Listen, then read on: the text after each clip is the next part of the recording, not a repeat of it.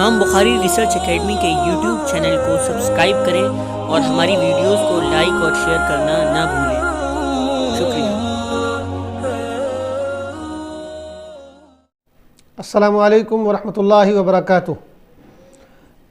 الجمعہ series کی آج کی ہماری گفتگو کا عنوان ہے اپنے گھر والوں کے سامنے آخرت کا بھی تذکرہ کیا کریں۔ حضرت پاک علیہ الصلوۃ والسلام نے ایک حدیث میں ارشاد فرمایا اکثروا ذکر حازم اللذات یعنی الموت، کہ لذتوں کو ختم کرنے والی، لذتوں کو توڑنے والی چیز کو کثرت کے ساتھ یاد کیا کرو، یعنی موت کو۔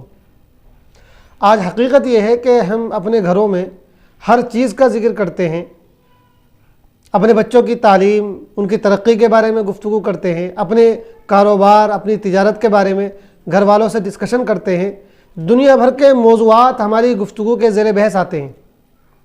لیکن اگر کوئی ایسا موضوع ہے جو ہمارے گھروں میں چرچا میں نہیں آتا اور جس پر ہم اپنے گھر والوں کے سامنے گفتگو نہیں کرتے ہیں تو وہ ہے موت اور آخرت۔ کیا یہ حقیقت نہیں ہے کہ ہمارے گھروں میں اس موضوع کو بالکل فراموش کر دیا گیا ہے؟ بالکل ہم نے اس کو بھلا دیا ہے۔